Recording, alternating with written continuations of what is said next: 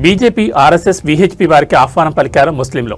హిందూ సోదరులు ఎంతో పవిత్రంగా పూజించే ఆవును జాతీయ జంతువుగా ప్రకటించాలని కోరుతూ జంగారెడ్డిగూడెం మసీద్ సెంటర్లో మానవహారం ఏర్పాటు చేశారు. ఈ కార్యక్రమానికి జంగారెడ్డిగూడెం చెందిన భారతీయ జనతా పార్టీ నాయకులు కొప్పాక శ్రీనివాసరావు, రాష్ట్రీయ స్వయం సేవక్ నాయకులు తిప్పబట్ల రామకృష్ణని, విశ్వ హిందూ పరిషత్ నాయకులు రాముని ఆహ్వానించారు. మానవహారం కార్యక్రమంలో జంగారెడ్డిగూడెం మరియు పరిసర ప్రాంతాల్లోని ముస్లిం సోదరులు ఎక్కువగా పాల్గొని ఈ మానవహారం కార్యక్రమాన్ని చేపట్టం చేయాల్సిందిగా, హిందువుల మనోభావాన్ని గౌరవించాలని, భారతదేశంలో హిందూ ముస్లింల ఐక్యతతో ముందుకు వెళ్లాలని, అప్పుడే దేశం అభివృద్ధి చెందుతుందని ఉమ్మడి పశ్చిమ గోదావరి జిల్లా మాజీ వక్ఫ్ బోర్డు చైర్మన్ షేక్ ముస్తాఫా కోరారు. ఈ కార్యక్రమంలో షేక్ బాజీ, షేక్ నజీర్, మహమ్మద్ రఫీ, షేక్ పీరు సాహెబ్, షేక్ ముస్తక్, షేక్ బసీర్, షేక్ ఫజిల్ తదితరులు పాల్గొన్నారు.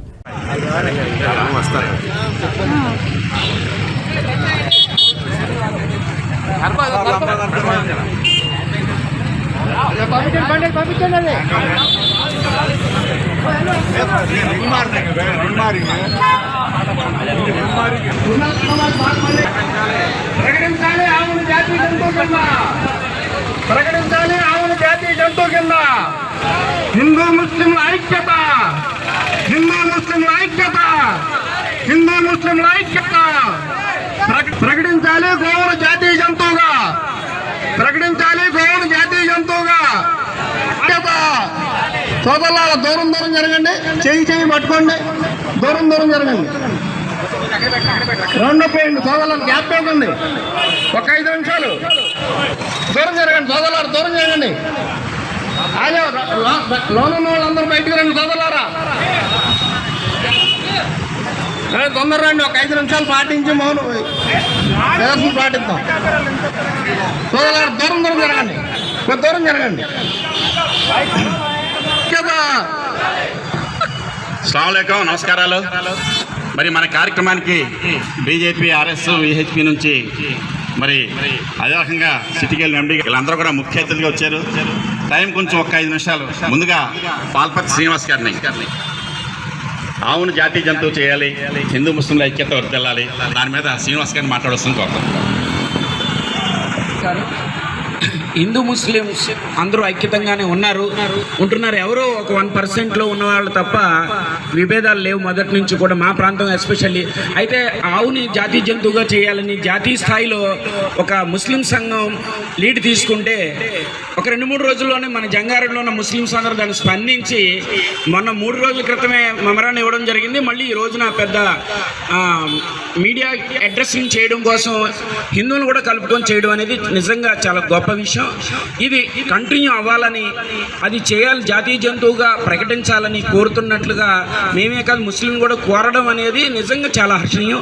మన భారతదేశం చక్కగా ఐక్యతకు మారు పేరుగా అనడానికి ఇదొక ప్రత్యేక నిదర్శనం.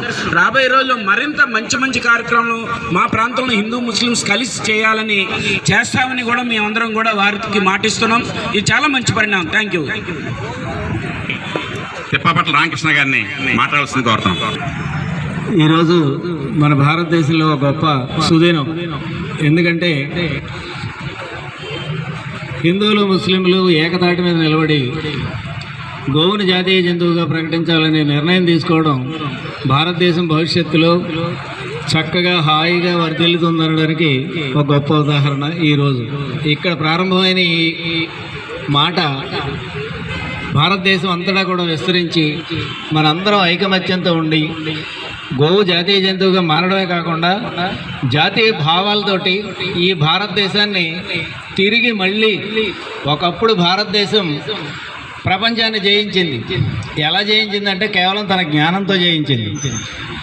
ఆ స్థితి మళ్ళీ మనందరం కలిసి తెచ్చుకోవాలి. మనందరిలో ప్రవహిస్తున్నటువంటి రక్తం ఒక్కటే.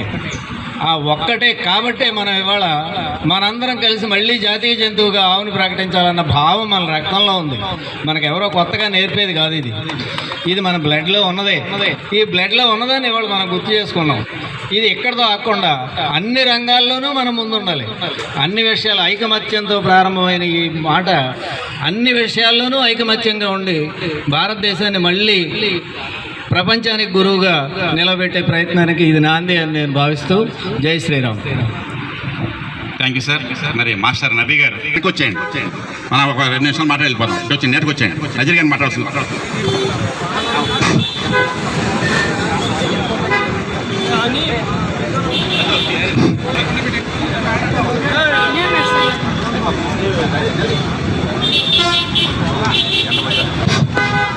మరి అందరికీ నమస్కారం. మొత్తం అందరూ కూడా ఇక్కడ మనకు వచ్చిన బీజేపీ వాళ్ళతో మధ్యలో ఒకళ్ళు ఉంచండి. మన అందరూ కూడా మాకు కలిసి ఉన్నట్టుగా